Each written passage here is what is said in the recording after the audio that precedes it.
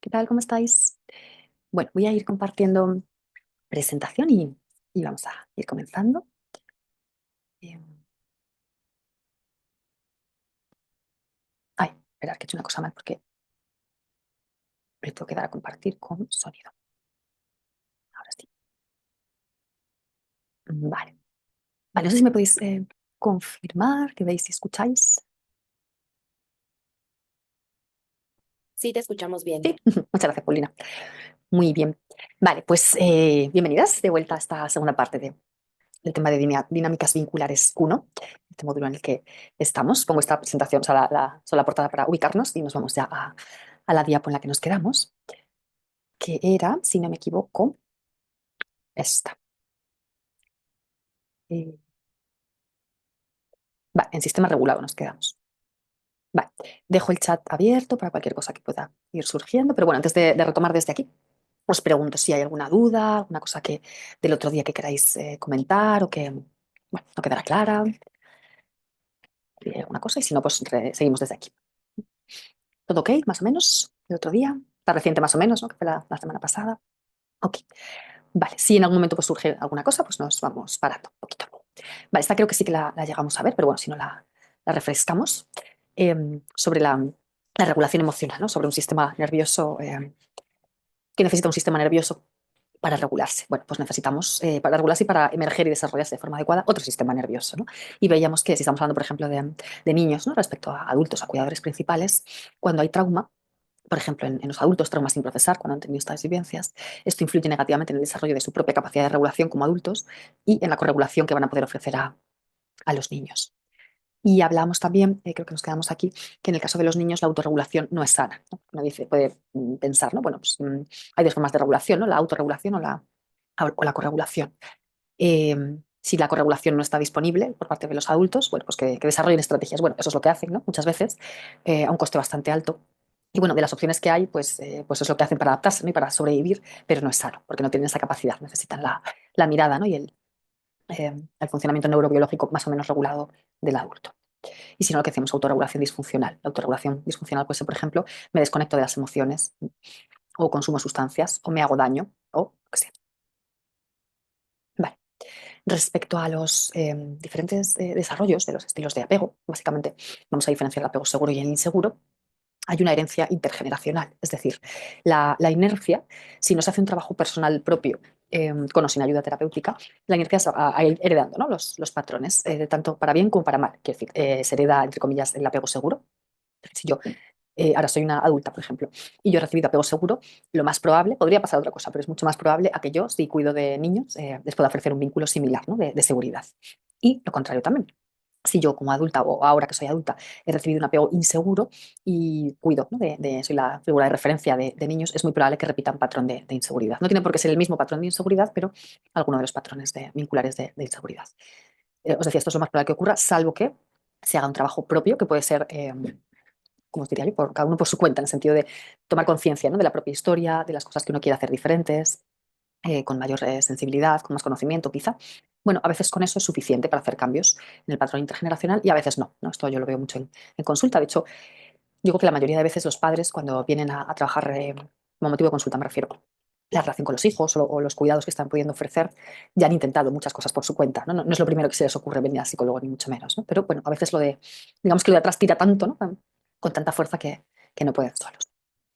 Bueno, algunas características que comparten las familias donde se puede ofrecer este vínculo de seguridad es que los adultos en general, porque siempre va a haber excepciones y momentos en los que no es así, pero en general están en sintonía alineada con los estados emocionales del hijo o la hija.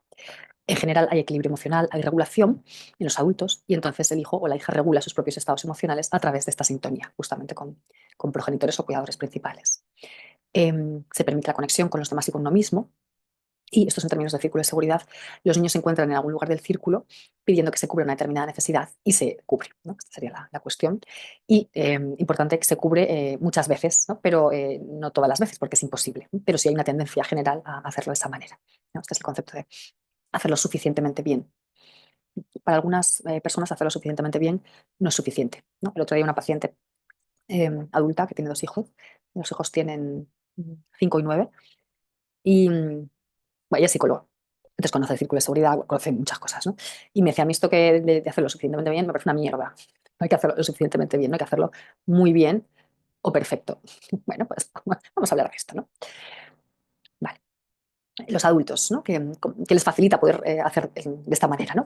Bueno, pues cuando pueden ofrecer cuidados sensitivos, responsivos, ¿no? La sensibilidad de darse cuenta, ¿no? De cuál es la necesidad de los menores y ser responsivos es dar una respuesta sensible. Dar una respuesta sensible es rápida y eficaz en general. Están disponibles emocionalmente, responden de manera fiable, adecuada, son base y refugio seguro, ¿no? En términos del círculo de seguridad, se van acomodando. Lo que pone aquí, ¿no? Acomodan la conducta al flujo continuo de la conducta, es decir, hay un nivel de flexibilidad muy alto, porque, bueno, también en adultos, ¿no? Pero en niños la necesidad puede cambiar muy rápido, es decir, un niño puede estar, ¿no? En parte de arriba del círculo, si os acordáis que es cuando están explorando, que ahí necesitan que los adultos seamos base segura, y de repente 3 segundos después, algo pasa, vete tú a saber qué es. Puede ser algo que, no sé, que se caen, que se agobian, que se acuerdan de algo, que les entra hambre, o vete tú a saber qué cosa, da igual, cambia el estado, ¿no? Y entonces necesitan corriendo y se colocan en parte bajo el círculo, necesitan refugio seguro. Entonces, hace 3 segundos necesitaban que les animaras no sé, a empujarse en el columpio. Y luego de repente que pares el columpio lo más rápido posible, ¿no? Y le cojas y le des un abrazo y no le sueltes, ¿no? Entonces, bueno, pues hay que hacerlo así. Vale, Larisa plantea el audio. ¿Los demás me escucháis bien? Yo escucho bien. Sí, Escucho perfecto. sí, Sí, yo escucho bien Yo también. también. Vale. Ah, ok, gracias. Vale, Larisa, pues si, no sé, no sé qué decirte. Si a lo mejor salgas, si Larisa no escucha bien, salir y volver a entrar a lo mejor, o cambiar el tipo de altavoz que tienes puesto. No sé. Vale. Ujú. Ok, ¿qué más? ¿Qué más? Facilitan adultos, ¿no? Que están ofreciendo, pueden ofrecer este vínculo, comparten esto, ¿no? Que facilitan una creencia profunda y sostenida en las propias capacidades del niño, es decir, que bueno, le hace sentir válido y capaz, ¿no? Que tiene recursos. Y en la responsabilidad del mundo social. Esto significa que yo puedo contar con los demás, ¿no? Al final es una generalización, ¿no? Si yo mientras soy niño, ¿no? Y me voy moviendo en el círculo, ¿no? En la parte de arriba del círculo, ¿no? Explorando o necesito refugio, y los adultos responden de manera sensible, bueno, yo entiendo que esto otras personas también lo van a hacer, ¿no? Entonces, eso me da confianza en las personas, ¿no? Que les importa cómo estoy, que se dan cuenta, que intentan ayudarme. Sí, Ale levantaba la mano, creo. Sí, Ujú. tengo una duda. Por ejemplo, si por un lado un padre aportó un tipo de apego el que Ujú. tú quieras seguro y por otro lado el otro, o sea, el papá ofrece uno y la mamá ofrece otro. ¿Cómo sueles trabajar con niño, adolescente, adulto, en la etapa de la que sea, si vivieron dos tipos de apego como muy diferentes? Ujú. Vale, dices de trabajar en el presente con ambos, o sea, contando con padres en terapia o sí, o... Quisiera verlo más como, bueno, sí, pensándolo bien como la adultez en la Ujú. persona como tal, no tanto en tema familiar, sino en la persona, pues al final que Vale. tuvo dos tipos de apego y pues que queriendo y no, Ujú. no coincidían. Vale. O sea, tenemos en consulta un adulto, ¿no? Es un poco por situar, que ha Ujú. tenido diferentes modelos vinculares, vamos a decir así, o Sí. no, unas relaciones de seguridad o de inseguridad. Bueno, pues la parte, o sea, habría que evaluar muy bien, ¿no? Y ver pues, qué recibió de cada uno. La parte de segura, vamos a decir así, pues no hay que hacer nada con eso, quiero decir, reforzarlo de alguna manera y lo que habría que identificar serían los fallos de apego, las dificultades de apego, porque eso va a ser lo que genere síntomas o dificultades, ¿no? No la discrepancia entre uno y otro, sino la inseguridad que generó el vínculo que fuera. Pues identificar, ¿no? Los fallos de apego de cuidador principal y trabajar directamente eso. Sería la manera. Yo lo suelo trabajar desde modelo MDR. Es decir, que yo identifico el listado de blancos o de traumas. Los traumas pueden ser cosas que han pasado o cosas que han faltado, las dos cosas. Luego lo veremos un poquito más. Y yo lo trabajaría directamente, si es tolerable, si es accesible, si se puede, procesando uno a uno los recuerdos representativos de los fallos de apego.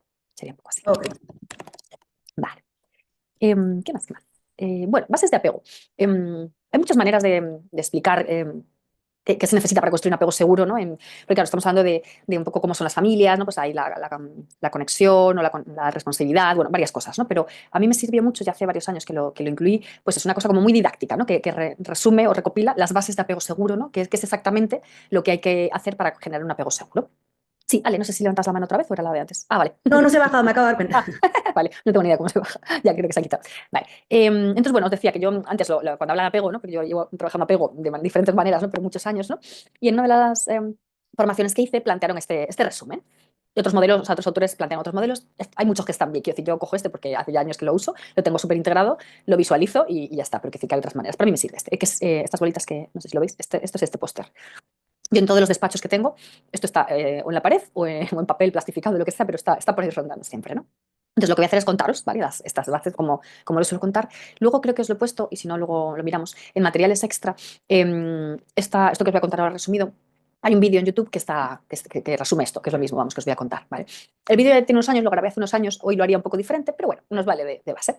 Y es un vídeo que yo lo que hago es que Yo esto lo cuento en la parte psicoeducativa con todos mis pacientes, se saben las bases de apego seguro, todos. Los adultos se lo saben, los padres se lo saben, todos. Y luego lo trabajamos, ¿no? Contar apego seguro a mí me sirve para, por ejemplo, si son padres o madres, aunque independientemente del motivo de consulta, quiero decir, pues a veces veo en consulta padres que el motivo de consulta no tiene nada que ver con los hijos. Pues da igual, yo esto se lo voy a contar en algún momento. Si el motivo de consulta es con los hijos, se lo cuento antes probablemente. Y si son adultos que no tienen hijos, ni piensan tenerlos, quiero decir que no es un tema que esté por ahí, me sirve igual. ¿Por qué? Porque si tienen hijos, nos sirve para identificar esto en el presente, si hay algo que esté costando o que quieran plantearlo como objetivo terapéutico. Puede ser que sí, puede ser que no. Vale. Y luego me sirve también a la vez para identificar cuestiones del pasado, lo que planteabas tú, ¿no? Si es, por ejemplo, un paciente adulto, para ver si hay algo del pasado, fallos o dificultades de los adultos, sobre todo que se repitieran sistemáticamente, ¿no? Y que tengan que ver con cosas que pasan ahora. Entonces, todo esto me sirve, claro, yo lo hago en una parte psicoeducativa, de hecho es lo último que cuento, suelo contar primero ventana de tolerancia, luego teoría polivagal y luego bases de apego seguro. Y nos sirve para todo esto, para complementar la formulación del caso de alguna manera y para afinar objetivos terapéuticos. Vale, pues os las cuento. Explorar. Explorar es una necesidad que tenemos los seres humanos desde que nacemos, ¿no? Exploramos el mundo, las relaciones, todo, ¿no? Nuestras habilidades. Y la tarea del adulto, porque esto son cosas que, las bolitas son cosas que, bueno, no de explorar, sería la supervisión de la exploración, que tienen que hacer los adultos. No estamos en una relación de igual a igual, ni muchísimo menos, ¿no? Además, si hablamos de un niño, de un bebé o un niño pequeño y un adulto, es una relación jerárquica en el sentido de cuidados, ¿no? Uno tiene que proveer los cuidados. Vale. Entonces, ¿el adulto qué tiene que hacer?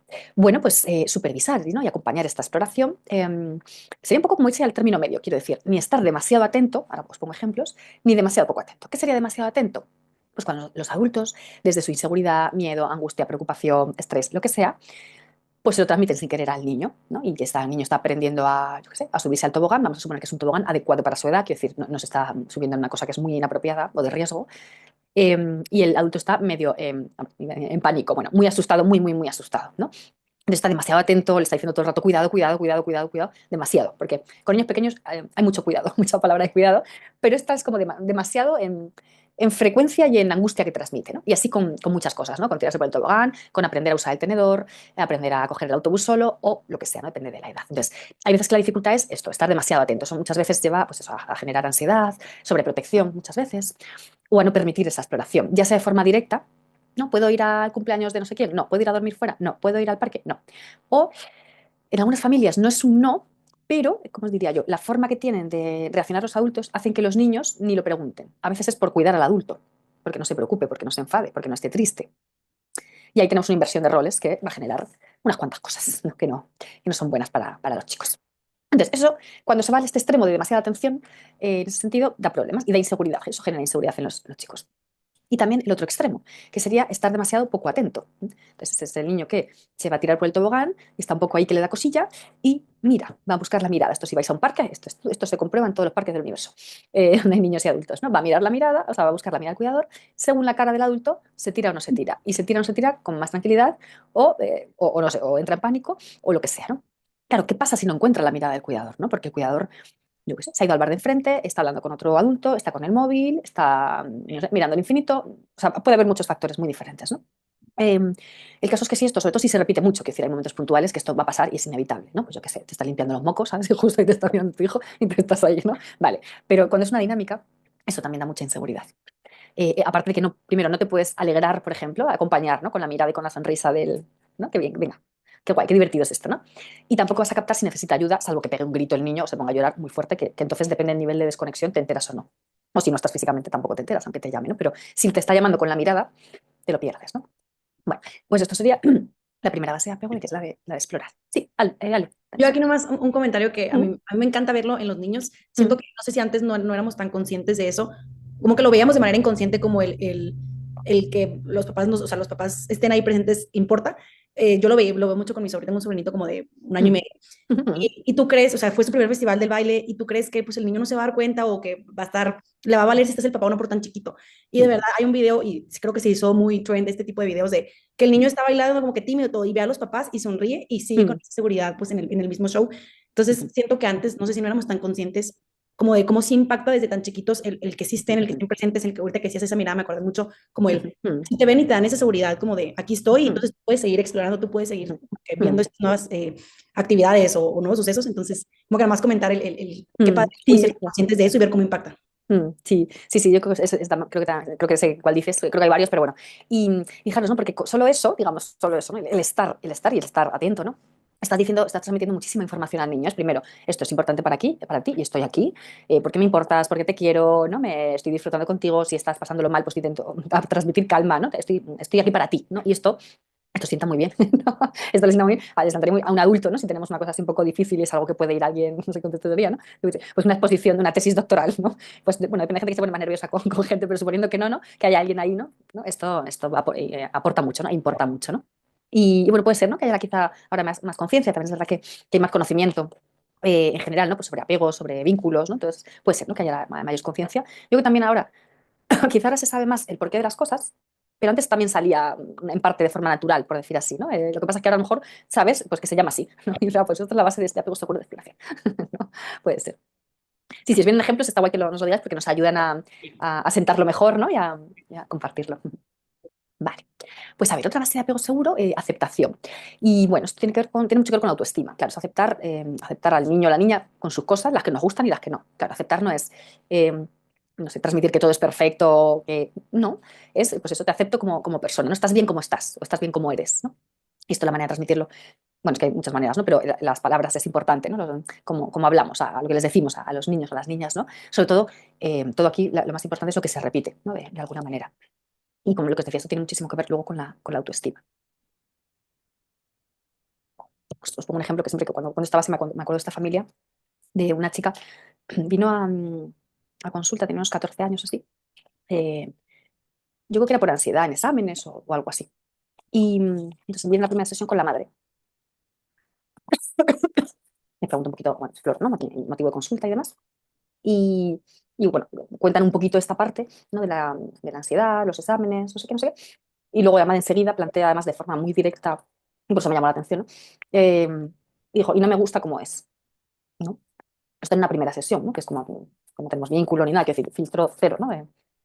Y bueno, exploramos un poco esto y lo que ella planteaba, esto estaba la hija delante, es que ella desde que ella tenía esa hija y otro hijo más pequeño, o sea, era la hija mayor.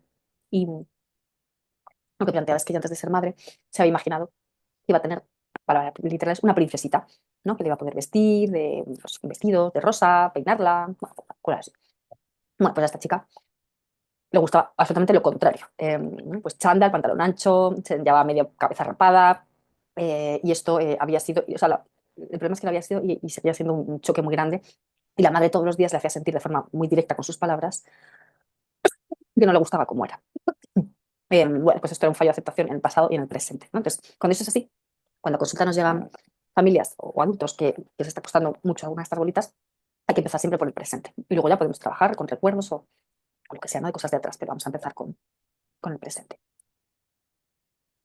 Vale, conexión emocional es leer la mente, es solo por la cara, la posición de la cara, la respiración, la postura corporal, darnos cuenta cuando les pasa algo a los chicos, ¿no? Y así puedes afinar en qué les pasa en el sentido de qué tipo de emoción se está activando, no qué es lo que ha pasado antes, porque a lo mejor salen del colegio con una cara así rara o llegan a casa y tú no sabes qué ha pasado. Pero conexión emocional es me doy cuenta de que algo te ha pasado y le intento poner palabras, ¿no? Lo puedo etiquetar. No, pues me da la sensación de que estás triste, que estás enfadado, que estás agobiado, que estás preocupado, lo que sea, ¿no? Así, cuando un adulto sistemáticamente hace el esfuerzo por prestarme atención y suele acertar, así es como yo aprendo a etiquetar las cosas. Y así es como yo, cuando voy creciendo, sé que esto es tristeza, que esto es enfado. Y esto es importante, eh, el que estén pendientes, ¿no? Y les importe, se den cuenta, ¿no? Los adultos y hagan este esfuerzo de etiquetarlo. Y también el diferenciar diferentes emociones, ¿no? Porque si yo estoy enfadado, a lo mejor necesito unas cosas, pero si estoy triste, necesito otras. Si yo no sé cómo estoy, no sé lo que necesito. Y si nadie se da cuenta que a mí me pasa nada, es posible que yo tenga luego dificultades para esto. El otro día con un paciente adulto, bueno, era una pareja, hablándoles de estas bases de apego seguro. No me acuerdo si os conté este caso, que es un chico que, o sea, el paciente es un adulto, o sea, pero un chico de 15 años, 14, 15, que ha tenido intentos de suicidio. Me lo derivan del hospital. Y bueno, hacemos trabajo de todo, ¿no? Individual, familiar y de todo. Y ahora estamos, después de muchos meses, ahora les estoy contando bases de apego. Normalmente lo cuento mucho antes. Antes no era tolerable para los padres escuchar ni una palabra de esto, ¿no? Bueno, y hablando con el, bueno, en concreto el padre, lo de la conexión emocional, claro, yo les contaba cosas, yo ya sé cosas de su biografía porque me han ido contando cosas, ¿no? Que no hayamos revisado las bases, ¿no? Y cada vez que yo lo contaba, yo luego les preguntaba a cada uno, ¿no? ¿Qué me cuentas de esto, ¿no? ¿Esto a qué te suena? ¿No? Y decías que esto, o sea, yo ni lo han hecho conmigo ni lo sé hacer yo, ¿no? Esto cuando se cuentan las bases de apego, o en general se habla de apego con las familias, hay que ser muy cuidadosos porque es muy probable que se active la culpa. Eh, bueno, sobre todo por cosas de atrás, ¿no? De no haberlo hecho mejor, ¿no? Entonces hay que cuidar mucho bueno, todo, ¿no? El lenguaje que usamos, ¿no? Cuando explicamos esto, el sentido que le damos de por qué estamos hablando de esto. Eh, Probablemente no es posible que no se active nada de culpa hablando de apego, ¿no? O de apego o de otras cosas, ¿no? Bueno, porque está ahí, quiero decir, no es que nosotros la generemos, ¿no? De hecho, es lo que no tenemos que hacer, pero sí la iba a salir, ¿no? En diferentes momentos de sesión. La cosa es de eso, el darle sentido es importante, ¿no? Yo cuando planteo que vamos a hablar de esto, por ejemplo, estos padres que os decía de este chico adolescente con 2 intentos autolíticos y todo sobre ingestas y estuvo hospitalizado y demás, yo lo que les planteaba es, bueno, vamos a ir viendo, ya hemos trabajado unas cuantas cosas, ¿no? Vamos avanzando y vamos a ir viendo cosas de ahora que a lo mejor ya se fían mucho de mí, hay muy buen vínculo, cosas de ahora que a lo mejor queréis mejorar o sentís que bueno, que os gustaría que fuera de otra manera, ¿no? Y luego ya nos vamos también para apuntar cosas de atrás que se os hayan quedado, esto era con los adultos, que se os hayan quedado atascadas, cosas que han pasado de vosotros como padres y de vosotros como hijos. En ese orden se plantea, para poder trabajarlo, que lo trabajaremos desde el modelo MDR. Entonces, esto, bueno, cuando se le da un sentido, porque si no, la culpa, si es muy intensa, no sirve para nada. Decía, fíjate que nosotros no podemos tener control total de si aparece o no, ¿no? Pero si aparece desde el, pues eso, desde el bloqueo, no sirve, ¿no? Más allá de para machacarse, eso no sirve para nada. Entonces, tenemos que, está bien que se movilicen cosas, pero que nos permitan avanzar. Bueno, afecto positivo es transmitir cariño y cada uno pues a su estilo, pero eso sí, con palabras y con no palabras. Y dentro de palabras, es decir, como hablamos a los niños, es con las palabras que usamos para hablarles, ¿no? Eh, o sea, cómo nos dirigimos a ellos y el tono es muy importante, claro, también. Y luego lo no verbal, pues los abrazos, los besos, cosquillas, masajes, caricias, todo esto, ¿no? Cada uno decía su estilo, no todo el mundo es igual, ni le sale lo mismo. Lo que sí que es importante aquí, y esto es lo que en esta bolita de más problemas, es que esté ajustado a lo que el niño necesita y no a lo que necesita el adulto. Y aquí a veces hay grandes desajustes, ¿no? O sea, hay adultos, ¿no? Que, bueno, o que son muy cariñosos o que les sale ser muy cariñosos con los niños o que piensan que lo tienen que ser, bueno, por diferentes variables que hay por ahí. El caso es que son muy invasivos. Y ya me lleva muy mal, es un disparador muy grande, ¿no? Pues si yo me acerco a ti a darte un abrazo, porque estás llorando, por ejemplo, ¿no? Y me rechazas, esto casi siempre es un súper disparador para el adulto que se desregula y entramos ahí en bucles complicados, ¿no? Entonces, muchas veces cuando hay intrusión o intrusividad tiene que ver con, digamos que exceso de, de esto. Entonces, los problemas siempre son los dos extremos. O dar, no es que sea, no es que sea dar demasiado afecto, sino de una manera que sobrepasa lo que necesita el niño, que se siente invadido, ¿no? O sea, no se respeta el espacio. O, o lo contrario, ¿no? Muy poquito de esto, ¿no? Ayer con una paciente adulta, me decía, viendo esto, me decía, no recuerdo ningún, o sea, no tengo ningún recuerdo de mis padres dándome un abrazo. Ninguno. Es una pasada. No sé si no lo hay, que puede ser que no, o que lo haya, muy pocos, pero que haya alguno y no esté accesible ese recuerdo. Eso también podría ser. Pero que no esté accesible, si no está accesible es porque hay otras cosas muy por delante. Y eso tiene que ver con trauma, con fallos de apego. Sí que pasa, en mi experiencia, muchas veces, por ejemplo, trabajando con MDR y con otras, con caja de arena, con otras técnicas, que aparecen recuerdos nuevos y pueden ser tanto positivos como negativos. De apego me refiero de otras cosas, pero de apego también. Vale. Regulación emocional es la corregulación o la heterorregulación que hablamos el otro día, ¿no? Es los adultos, pues, eso, claro, esto tiene mucho que ver con la conexión, ¿no? Yo me doy cuenta de que te pasa algo que vienes muy disgustado del colegio y te intento corregular, aunque no sepa qué te ha pasado, ¿no? Esto yo lo hablo mucho con los padres, me dicen muchas veces, es que si no, es que no me cuenta lo que le pasa, entonces no le puedo ayudar. Incorrecto. Sí le puedes ayudar. Es verdad que si sabes lo que ha pasado, tienes contexto, puedes afinar más a lo mejor, ¿no? Pero, o hablar después, pero es que eso va después, o sea, y no es necesario para corregular. Para poder corregular es necesario que eres corregular y que tú estés suficientemente regulado. Con esto tiramos para adelante. Porque yo puedo no saber qué te pasa, pero pues estoy ahí, muestro mi disponibilidad, mido bien la distancia, ¿no? Yo, por ejemplo, si llega el hijo o la hija preadolescente, me decir así, a casa y le veo que le pasa algo, pues yo me siento con él y o le doy un abrazo o le pongo la mano en el hombro y según cómo reaccione me voy acercando o no, o le ofrezco dar un paseo o una infusión o yo qué sé qué cosa, ¿no? Y corregulo. Y esto puedo, o sea, lo puedo hacer y va a ayudar un poquito, aunque no tenga ni idea de lo que ha pasado. Entonces, esto es importante trabajarlo, ¿no? Porque muchas veces los adultos tienen esta, es una dificultad, ¿no? Pero una exigencia, es decir, si no me cuentas lo que te pasa, no te puedo ayudar, ¿no? Pues no es cierto. Igual que como terapeutas, ¿no? Hay pacientes que no hablan o que no te cuentan lo que te pasa o que tardan mucho tiempo en contarte, ¿no? En poder poner palabras, por lo que sea, porque no tienen confianza suficiente o porque están bloqueados en un dorso vagal, que me da igual por lo que sea, ¿no? ¿Podemos hacer terapia con un paciente que no nos cuenta lo que le pasa? Sí, pues claro que sí. ¿La puedes hacer? Sí, la sabes hacer, claro que sí. Se puede hacer. Otra cosa es que si tú solo sabes hacer terapia verbal, ¿no? O sobre relatos, digamos, ¿no?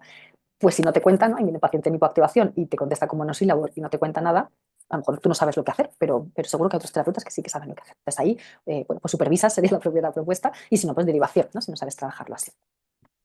porque en realidad en la carrera no enseñan a trabajar, bueno, en la carrera no enseñan casi nada, pero a hacer psicoterapia, pero mucho menos a trabajar en pacientes, por ejemplo, que no expresan, ¿no? Bueno, pues hay que formarse después, ¿no? Vale, voy un segundo al chat que hay una pregunta. Nicole pregunta, si un niño no fue corregulado en su... si un niño no fue bien corregulado, ¿eso define su capacidad de corregular en el futuro, por ejemplo, con sus hijos? Sí, seguro. Es verdad que por el camino puede haber aprendido cosas, por supuesto, ¿no? Pues, por ejemplo, si luego, a lo mejor en su propia infancia no ha tenido esos modelos de corregulación, pero luego después sí, con amigos, con pareja, yo qué sé, profesores, ¿no? Digamos que personas de mayor estatus, no necesariamente familiar, o sí, otros familiares. Entonces, es una habilidad que a lo mejor en primera infancia no se adquiere, luego cuesta mucho más cuando es así, pero se puede aprender después, con otras, pero tiene que haber experiencias, ¿no?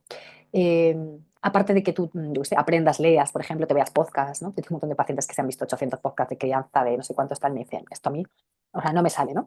Pero bueno, ya saben en la teoría cómo se hace, ¿no? Lo que pasa es que luego hay ciertos obstáculos, ¿no? Pero la inercia sí es esa, que tengan grandes dificultades, ¿no? O si, por ejemplo, claro, esto yo también lo hablo con pacientes que cuando hablo de esto, también depende mucho de, hay muchos aspectos culturales importantes, ¿no? Pero, por ejemplo, bueno, un paciente de Latinoamérica, sobre todo, me decía, es que a mí, cuando yo lloraba, me daban una hostia. A mí me decían, cállate ya y ya está. Y dice, es que esa era la manera de corregular. Digo, bueno, eso no es corregular, eso es violencia, eso es otra cosa. Pero bueno, que era la manera, ¿no? Entonces me decía, claro, es que yo no sé. Y entonces, como este padre, por ejemplo, me está acordando de ese, me decía, claro, yo no quiero hacer eso, entonces lo que hago es que me voy, ¿no? Cuando la niña o el niño está llorando o está agobiado o está lo que sea, yo me voy, ¿no? Para no pegar, digamos, para que no le salga de forma automática pues lo que aprendió. Bueno, pues vamos a ayudarle, ¿no? con esto. Y luego la última, bueno, claro, y si el adulto no está autorregulado, muy complicado. Está muy fuera de ventana. La última bolita, que por las palabras podrían ir en dos bolitas, pero bueno, lo pusieron así, o lo pusimos así, es el respeto. Aquí esto puede dar más problemas más en determinadas edades, ¿no? Más en preadolescencia y demás, pues por ejemplo el respeto a las decisiones, ¿no? A las ideas, a los amigos, a los gustos, a la ropa, al pelo, al no sé qué. Esto a veces da muchos problemas. Y luego la reparación, reparar, ¿no? ¿Qué es reparar? Bueno, como es imposible hacerlo bien todo el rato, o sea, es imposible y no hace falta para generar apego seguro, hace falta hacerlo bien en general.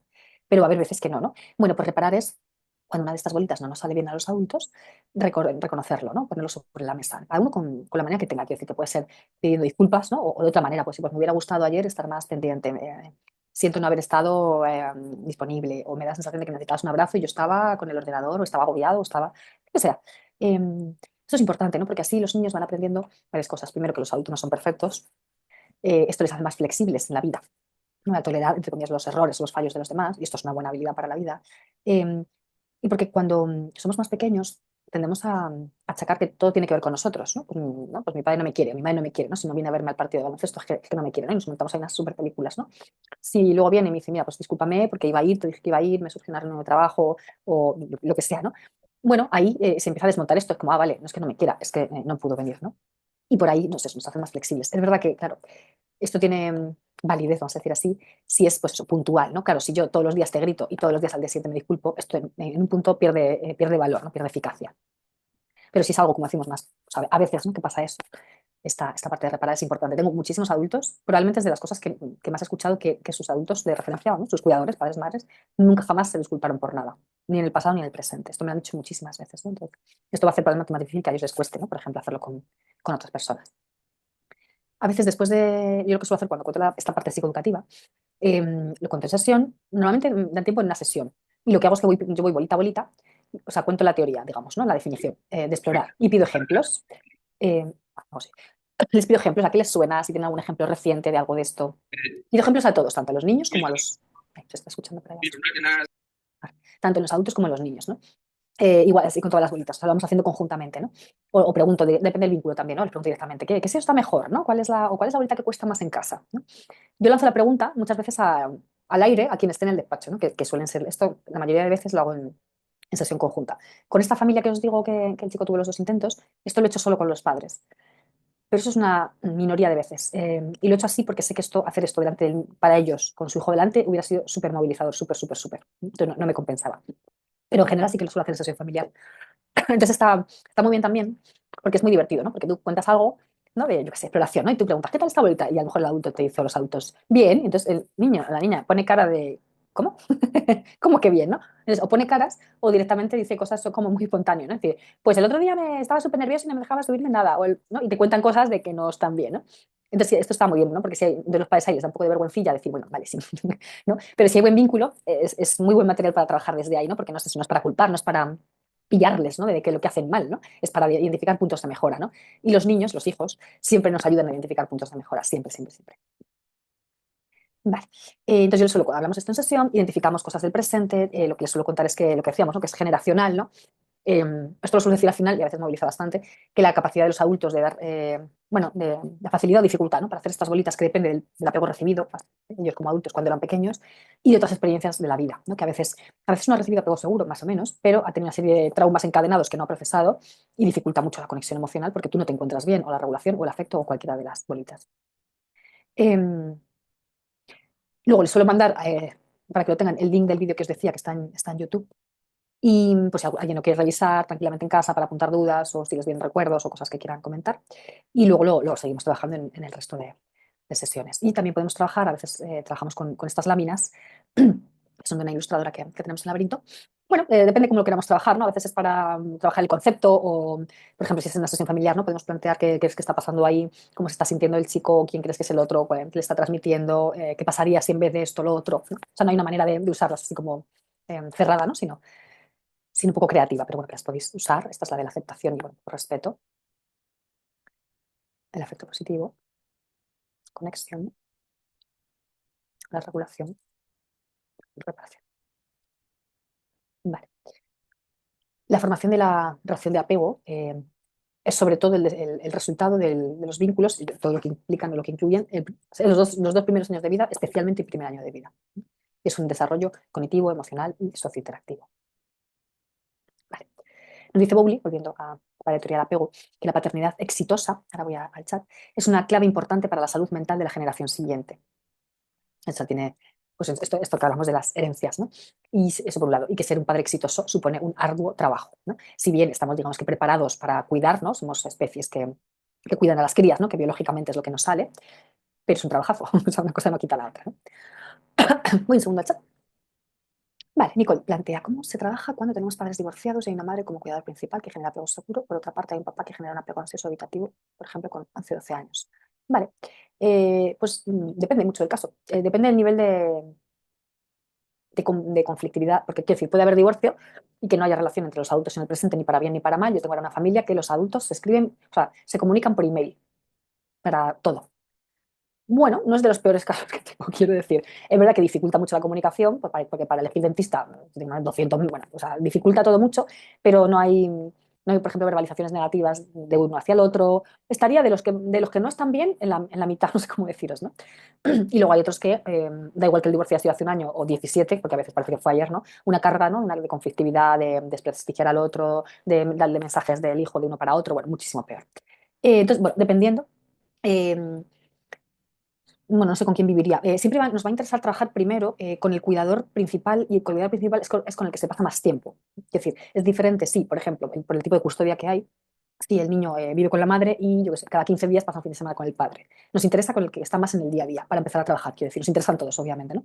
Pero vamos con este primero. En este caso, por ejemplo, que me lo estoy inventando, porque no sé si es así, el niño de 11 o 12 años vive con la madre y tiene un apego seguro, bueno, ahí es reforzar esto, ver que sea así, porque a veces parece una cosa y luego es otra, pero y, y ver un poco también, bueno, desde la información de la madre, cómo es el vínculo con el padre, ¿no? Del niño con el padre y de ella con el padre en el presente, porque a lo mejor ahí podría haber margen. Y luego con el padre, pues es que habría que citarle, ver si quiere venir, esto es importante, y ver cómo ve al hijo o a la hija, ¿no? Porque no sé cuáles serían los síntomas, ¿no? del niño o de la niña. Y como con cualquier familia, ¿no? Al final es valorar, hacer una sesión con el padre, por ejemplo, ¿no? Pues valorar, eh, hacer alguna sesión de valoración individual con él, darle feedback de las sesiones de valoración individual con el hijo, con la hija, plantearle qué objetivos terapéuticos podríamos trabajar y de qué manera puede participar. Y buscarnos la manera de que quiera participar, ¿no? Esto sería. Hay que entender que cuando uno, lo que decíamos, cuando uno tiene un apego inseguro, aquí ponías los dos ejemplos, ¿no? Ya sea ansioso o evitativo, es porque ha recibido eso. Quiero decir, sería importante entender este padre de dónde viene, ¿no? De dónde viene a nivel familiar, ¿no? Y si tiene alguna, por ejemplo, yo le contaría las bases de apego, no el primer día, ¿no? Pero cuando estuviera lo suficientemente receptivo, le contaría y le preguntaría si hay alguna cosa que le cueste un poquito más o que le gustaría mejorar, ¿no? Y desde ahí podemos trabajar, ¿no? Y bueno, yo muchas veces cuando hago terapia infanto-juvenil, cuando el paciente identificado, me refiero a un niño o una niña, derivo a los padres a terapia individual, no sé en qué porcentaje, un porcentaje muy alto, ¿no? Derivo y a veces van y a veces no van, o van 8 meses después o 2 años después, bueno, cada uno cuando pueda, ¿no? Pero porque muchas veces, bueno, eso va a ser una cosa muy importante, ¿no? Un trabajo individual o trabajar alguna cosa suya a nivel individual, va a hacer que cambie la manera en que se pueden vincular con sus hijos y sus hijas. Entonces, bueno, este ejemplo es un ejemplo sería bastante prototípico y hay mucho trabajo que se puede hacer. La cosa es que sea un momento en el que el padre, en este caso el padre, pues eso, venga a consulta, conseguir vincular, ¿no? Que se fíe de nosotros, ¿no? No sería de los más difíciles, mucho menos a trabajar. Así con estos datos, claro. Vale. Volviendo a esto que os decía, lo de que decía Bowley, ¿no? Que es muy importante para la siguiente generación, para la salud mental, y lo del trabajo arduo. Entonces, siempre que pongo esta diapositiva del trabajo arduo, me acuerdo de un artista argentino que se llama, no sé si lo conocéis, Leo Camiseroco, que, bueno, voy al chat y ahora os hablo del artista. Vale, voy al chat antes de ir a la... Vale, otra consulta, el tipo de apego o el cómo está el apego tiene diferencias desde el punto de vista del género de las personas. Siempre se comenta sobre el impacto que tienen las conductas del padre en las hijas o el impacto de la conducta del madre en el hijo. Me pregunto si el género ha sido tomado en cuenta en las teorías o es mito y aplica igual. Yo no he observado esto en la clínica. O sea, que el impacto del padre sea mayor en las hijas que en los hijos, o al revés, ¿no? El de la madre en hijos o hijas. Respecto al apego me refiero. Vale, si ha sido tenido en cuenta. Vale. Sí, creo que te explicas más o menos. Yo no he observado diferencias en ese sentido.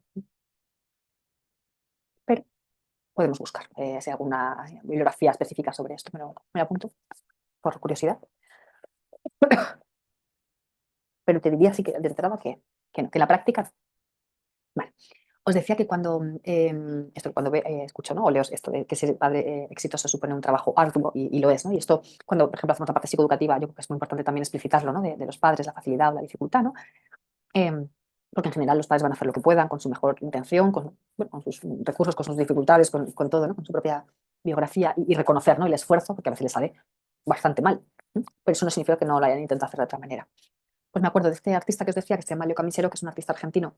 Él tiene monólogos y cosas pues, sobre la paternidad, ¿no? Y hace canciones también.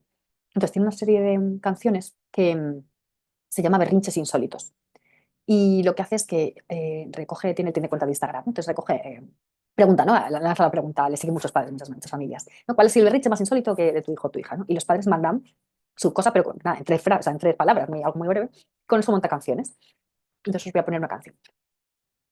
Vale, a ver si me deja, no sé si está insertado, si no, vale, no está insertado. Vale, dame un segundo, que lo tengo que copiar. No sé si lo conocéis, yo no lo conocía. A mí me habló de él una colega mía argentina que me dijo, te va a gustar. Digo, bueno, vale. Ay, bueno, sí, ya lo tenía copiado, espera. Solo tengo que compartir pantalla. Vale, pues os voy a compartir. Es muy cortito.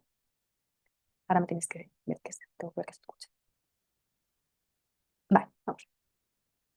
Una hora llorando desconsoladamente porque no la dejaba tener un cocodrilo. La mía lloró porque se compró un helado y estaba frío.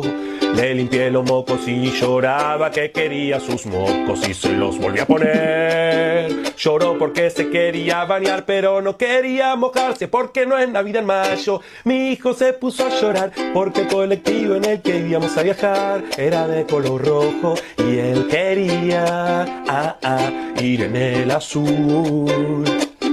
Mi hija de 5 años llora porque quiere vivir sola, el mío lloró porque no tenía invitación a su cumpleaños. Lloró porque se le desinfló una uva, era una pasa. Lloró porque quería que le pegue las uñas que le corté. Mi hija menor lloraba porque mi otra hija respiraba el mismo aire que ella.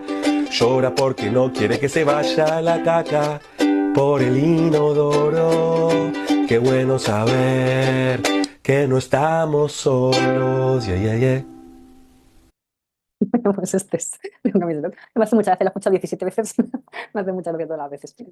Y me parece que refleja muy bien, voy a volver a compartir la presentación, bueno, pues el reto que es, ¿no? Porque habrá que ver, claro, a mí ahora me hace mucha gracia cuando lo veo, pero claro, no sé si yo estoy en alguna de esas situaciones y según cómo me pillan en ese momento, puede ser un momento de risas o estar completamente desesperado de esto, ¿no? Y me gusta mucho la última parte, la última frase, que es de una madre, de un padre, que dice, qué bueno saber que no estamos solos, ¿no? Esta parte de compartir, ¿no? De estar, bueno, sí, acompañado de alguna manera, ¿no? De que otras personas tengan la misma experiencia o similar, no tiene por qué ser la misma, ¿no? Pero momentos, pues eso, de surrealista, ¿no? De qué hago con esto. Esto es importante, ¿no? Saber que otras personas les pasa. Y creo además que el, de momentos a lo mejor que pueden ser difíciles en ese momento, ¿no? El transformarlo en arte, creo que ayuda a elaborar, ¿no? Yo me imagino, no lo sé, esto me lo estoy inventando, pero que los padres o las madres que mandaron esas frases, ¿no? Cuando escucharon la canción, cambió el registro en su memoria de esa experiencia, probablemente, ¿no? Bueno, esto es un superpoder, ¿no? De alguna manera. Entonces, bueno, nace. Entonces, esto a veces se lo manda a los padres o lo ponemos en cesión, ¿no? De alguna manera. Depende, no con todos, pero a veces sí que lo ponemos. Vale. Bueno, sobre apego seguro, implicaciones generales. ¿Esto? A ver, muy bien, ¿no? Bueno, ¿por qué es tan importante? ¿No? Y eso también se lo cuento a veces con la tabla esta y a veces sin tabla, ¿no? Pero para que sepan, ¿no? La importancia. Porque yo antes de contarles las bases de apego seguro, lo que les digo es que les voy a hablar de apego, porque, pues porque creo que nos puede servir para identificar cosas en el presente o para ver si los hay, que yo pueda ser de ayuda, ¿no? Ahí la cosa es colocarnos como figuras de ayuda, ¿no? No como policías, ¿no? De los fallos de apego. Y que es una cosa importante el apego porque es un gran factor protector de salud mental, es el mayor factor protector de salud mental. Entonces nos interesa, bueno, si podemos trabajar para ofertarlo, ¿no? a los menores. Correlaciona, o sea, esto es un resumen, son muchas más, pero entre otras cosas con la sensación de confianza y bienestar, ¿no? Cuando se puede ofrecer un apego seguro, la persona, el niño o la niña va creciendo con esta sensación generalizada, con un adecuado desarrollo psicomotor, esto tiene mucho que ver con la exploración, con la capacidad de expresión y regulación emocional. Esos son dos de los grandes motivos de consulta en psicoterapia, las dificultades en esto. La autoestima también es un gran motivo de consulta. O no es un motivo de consulta, pero cuando vienen por otra cosa los pacientes, pero cuando evalúas, ¿no? Valoras, aparece esto, ¿no? Dificultades en esto, o autoestimas muy bajitas. También correlaciona apego seguro con la capacidad de autocuidado, muy importante también, cosas que también se trabaja mucho en consulta, y la capacidad de pedir ayuda. Una persona con apego seguro va a ir a terapia, si va a terapia porque necesite, va a ir muchísimo antes que los demás apegos. Esto es mejor, porque se acumulan menos cosas, ¿no? Y dura menos el tratamiento y invierten menos tiempo, energía y dinero si es privado. Capacidad reflexiva y de mentalización también correlaciona con la flexibilidad, hablamos antes también para adaptarse a los cambios, que eso también es un recurso importante, ¿no? para la vida. Y muy importante, la posibilidad de establecer relaciones saludables y satisfactorias. Eh, Esto, por ejemplo, en pacientes adultos muchas veces es el motivo de consulta, ¿no? Después a lo mejor de una ruptura de pareja, o bueno, de amistad o de otro tipo, pero yo me encuentro más de pareja, y encuentras esto, ¿no? Está el duelo, vamos a decir así, ¿no? Pero luego explorando, ¿no? Ampliando la valoración, bueno, pues ves esto, el tipo de elección de pareja o cómo se relaciona esa persona cuando se encuentra en pareja. Hay patrones que se repiten una y otra vez, ¿no? Y que son patrones dañinos para la persona. Esto va a pasar cuando es apego inseguro. Vale, nos dice Bowley. Cuando un niño cuenta con una madre y un padre que le proporcionan aliento y apoyo y cooperación, esta experiencia le ayuda a sentirse valioso, a creer en la bondad de los demás e incorporar un modelo favorable al establecimiento de relaciones futuras, ¿no? Pues decía, ¿no? Pues los demás pues les importo, me quieren, no sé, podemos compartir cosas juntos, me ayudan si necesito. Además, al permitir, y lo contrario, claro. Además, al permitirle explorar su entorno con confianza y lidiar con este eficazmente, esta experiencia también promueve el sentido de competencia, ¿no? De soy capaz de aprender, soy capaz de lo que sea. De este modo, la personalidad se torna cada vez más estructurada para operar al mismo tiempo de manera moderadamente flexible y resistente y para ser capaz de sobreponerse al dolor emocional y situaciones adversas. Vale, sí, Larisa quería comentar alguna cosa. Sí, tengo una pregunta.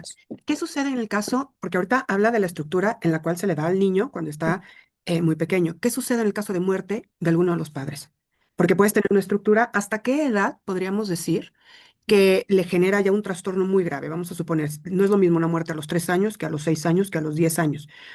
Más o menos, ¿qué edades en la cual ya se puede fracturar y en la cual ya está más o menos y cuál ya está más madurita?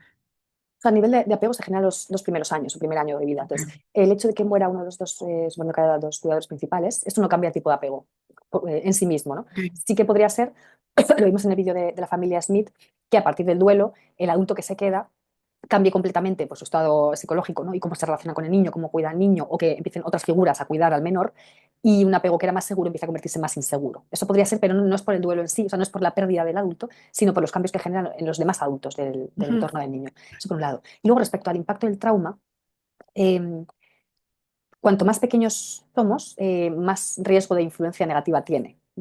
Eso por un lado. Eso puede parecer paradójico, ¿no? Pero en un niño más pequeño va a ser, que depende de otros factores, pero ahora os digo el otro factor, va a ser más potencialmente dañino más pequeño que un niño más grande. Eso por un lado, pero va a depender mucho, mucho. O sea, no es un factor, o sea, no se puede analizar solo en términos de ese factor, por ejemplo, de la edad del niño, ese es uno de los factores, pero el otro es el otro progenitor o los cuidadores, o el resto de cuidadores principales. Es más importante la unión de estas dos cosas, la edad del niño, que cuanto más pequeño, más vulnerable es, por decir así, ¿no? Del impacto psicológico de los traumas. Eso, pero siempre unido o en interacción con si hay otro adulto cuidado principal, ese adulto o los adultos de alrededor. Con esas dos cosas nos sale un poco no sé si iba a decir la cuenta, tampoco nos sale la cuenta, ¿no? Pero un poco hablamos más en términos de probabilidad de que pase más una cosa o que pase otra. Ya, ok, perfecto. Gracias. Yo como, Tocando sí, ese tema ahorita que Larisa lo preguntaba, sí. hay una edad donde justo, o sea, hablando de incluso niñez y adolescencia, donde ya la muerte, o sea, ¿dónde impacta más? Yo hubiera creído que en la adolescencia impacta más que cuando son muy chiquitos, cuando tienen así de que 3 años, por esta parte de que ya hubo una relación, y justo la edad de la adolescencia que es la más complicada, por así decirlo, pero quería saber, justo, no sé si Larisa también quería preguntar eso, como que ¿dónde impacta más, en qué tipo de etapa de edad impacta más la muerte? Exacto, Siempre, Ale, justo. No, me siempre, imagino que siempre impacta, sí. pero ¿dónde? Siempre, o sea, no la muerte, todos los traumas impactan más cuanto más pequeños somos. Otra cosa que impacta diferente, y esto sí, claro, si tú eres, por ejemplo, un adolescente, imaginaros, ¿no? Que tenías súper buena relación, hacías un montón de cosas o quien sea, ¿no? Con tu madre, era una figura de apego seguro, va a ser un duelo muy, muy duro, ¿m? Pero no va a ser un duelo patológico, no tiene por qué serlo. Va a ser un duelo obviamente doloroso, ¿no? Porque además, claro, cuanto más adultos, no, pero más edad, hay más memoria explícita también, ¿no? Entonces tienes más recuerdos. Pero esto, que por un lado, claro, hace como diría yo, que conscientemente puedas echar más de menos, ¿no? Y poder nombrar la tristeza o te puedas enfadar más o lo que sea que te genere, eso también significa que has tenido muchas más experiencias, por ejemplo, si has tenido una figura de apego seguro de seguridad. Entonces tú eso lo tienes guardado no, o sea, raíces totales de seguridad, ¿no? Entonces eso no va a tambalear en el sentido ¿cómo diría yo? No va a afectar al desarrollo de la personalidad, a la regulación emocional, porque las bases ya están, ¿no? Es como si fuera la casa, ¿no? Entonces las bases ya están. Va a haber, pues yo que sé, el tejado, ¿no? Pues lo mismo se vuela una teja, ¿no? Y pasa una etapa muy complicada y hace, no sé, X actings y lo que sea, ¿no? Pero no va a poner en riesgo su desarrollo evolutivo. ¿Me explico? Si es apego, hablamos de apego inseguro, ¿no? Con niños pequeños, lo que me he encontrado, niños muy pequeños, bebés o niños de 1, 2, 3 años, cuando ha fallecido uno de los progenitores, una cosa que esto además no ayuda para nada, claro, es que, bueno, no sé si iba a decir, se tiene menos esta idea. Bueno, depende. Es que hay una idea que es que los niños no se enteran, ¿no? Que era tan pequeño que, bueno, pues que yo qué sé, el otro día, Lala, ¿no? Con una madre, en este caso era sobre el abuelo, pero era un abuelo que vivía en la casa, ¿no? Con ellos desde, dijo, bueno, es que no se acuerda, solo tenía un año, ¿no? Pues no se acuerda en su memoria explícita, pero en su memoria implícita sí, ¿no? Porque había una figura de apego, que además era una muy buena figura de apego, ¿no? De mucho cariño, pasaba mucho tiempo con él, muchos abrazos, su olor, o sea, todo eso está en su memoria sensorial, ¿no? Entonces, ¿qué pasó? ¿Qué pasó de estar bueno, que vivía allí, ¿no? El señor, a no estar, ¿no? Porque enfermó y murió muy rápidamente y nunca se le nombró, ¿no? Ni se hizo nada con eso, ¿no? Es como que se siguió adelante como si nada, ¿no? Eso tiene muchísimo más riesgo de afectar al desarrollo, ¿no? Porque ahí lo que aprendes es que pasan cosas, o sea, tú eres un bebé, estamos hablando de memorias implícitas, ¿no? Que pasan cosas de las que no se pueden hablar, ¿no? O que hay emociones que no está permitido. Esto es un conocimiento, o sea, que un niño de un año no hace esta elaboración porque no sabe hablar, ¿no? Pero eso es como os diría yo, es una sensación que se queda. ¿No? Primero se queda como sensación, ¿no? En casa no se puede hablar de la tristeza o hay secretos o hay cosas de las que es mejor no hablar. Se queda como en forma de, pues eso, una especie de sensación, ¿no? Pero eso se mantiene a lo largo del tiempo, sobre todo si no se repara o no se hace luego un cambio. Eso tiene mucho más efecto de ser algo mucho más dañino que eso que sí pasa en otros momentos posteriores. Vale. La regulación a través de las emociones. Bueno, ¿qué sabemos? Que se sabe que las personas con apego seguro tienen una manera efectiva y directa de regular las emociones. La saben, claro, han hecho bien con ellos esto de con la conexión emocional, la regulación, pues eso, pues lo han aprendido, pero desde la experiencia, ¿no? No es un aprendizaje cognitivo, no solo cognitivo, es cognitivo, emocional, es de todos los tipos. Basándose en múltiples experiencias con figuras de apego que responden en la mayoría de casos, ¿no? Decimos, no, en todo no puede ser, de manera sensible y eficaz a las comunicaciones de peligro o aflicción, los niños aprenden a esperar bien, incluso, ¿no? A esperar a que me regulen, ¿no? O a que me atiendan, ¿no? De alguna manera. Cuando son bebés, no, es decir, de bebés no podemos esperar para nada, ni para comer, ni para dormir, ¿no? Todo es intolerable, ¿no? Pero luego sí, si se va haciendo lo suficientemente bien, ¿no? Un niño de 3 años, depende de en qué etapa le pille, pero de 3 años o de 5 años, si tiene hambre, puede esperar un poquito, ¿no? Más cuanto más grande sea, ¿no? O si está asustado, pues a lo mejor, bueno, depende del nivel de susto, ¿no? O está agobiado o lo que sea, puede esperar un poquito, ¿no? Necesita respuesta inmediata para todo el rato, ¿no? Tienen confianza en las figuras de apego y no les resulta difícil expresar su vulnerabilidad y pedir ayuda cuando la necesita. Esto es muy importante, ¿no? Pues es más probable, por ejemplo, que un niño con apego seguro, dentro de las dificultades que puede haber, si tiene un problema en el colegio, con un compañero, que le está amenazando, por ejemplo, no es, o sea, es una situación muy difícil, ¿no? Pero es mucho más fácil o mucho más probable que lo cuente antes, por ejemplo, o que los adultos se enteren que un niño con apego inseguro. Vale. Hay padres que traen con el motivo de consultas de los hijos, ¿no? La regulación emocional, pues porque tienen rabitas muy fuertes o momentos de desregulación desde el enfado, ¿no? Muy, muy grande, ya sea hacia uno mismo, hacia los demás, porque griten, insulten, peguen, lo que sea. Nos piden esto, ¿no? Nos piden hacer una especie de entrenamiento en regulación emocional o lo de las pautas, que esto me hace mucha gracia. Bueno, pues esto transmito. El apego seguro es un programa de entrenamiento en regulación emocional, desde la regulación emocional del cuidador a la regulación diádica, a la regulación. Claro, primero hay que entender, ¿no? Cuando llega un caso así, tenemos que ayudar al adulto a regularse. Entonces, ahí somos figuras primero nosotros de corregulación, luego ayudamos al adulto a que tenga recursos de autorregulación, luego el adulto puede pasar a regular al hijo. Esto lo cuento así, pero son meses, ¿no?, de trabajo normalmente, que es la regulación diádica, y luego el hijo va creciendo y ya se convierte en un joven o adulto que tiene también capacidad de autorregulación. Pero hay que hacer todo esto en ese orden. Entonces, cuando vienen los padres y nos pretenden dejar en la consulta a los chicos y que les tratemos, pues no, va así la cosa. Bueno, vamos a ver un vídeo súper horrible, ya lo siento, pero vamos a hacerlo. Bueno, os voy a pedir que lo veáis. Y luego comentamos, que anotéis o que observéis lo que os transmite, sensaciones, pensamientos, dudas. Voy a ver si me deja ponerlo desde aquí. A ver, un segundo. Bueno, no me deja. Voy a compartir la pantalla como antes. No sé si lo habréis visto o no. Vale. Ay, que me sale otra vez. A ver, un segundo, que no sé dónde estoy. Ahora. Vale, vamos con ello.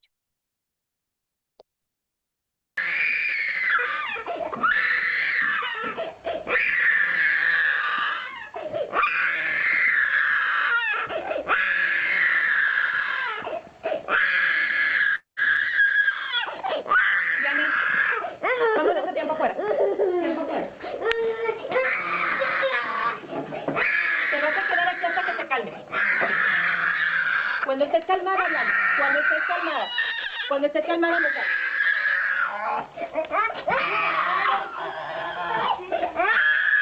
No.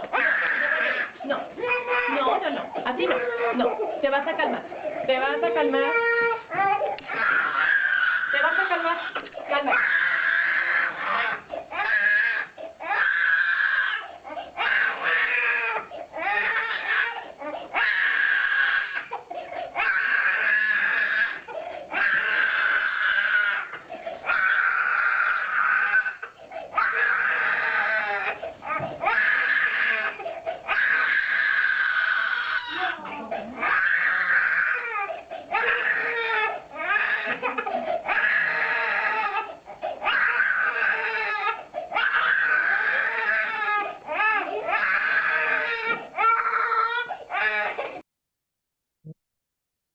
Three, two.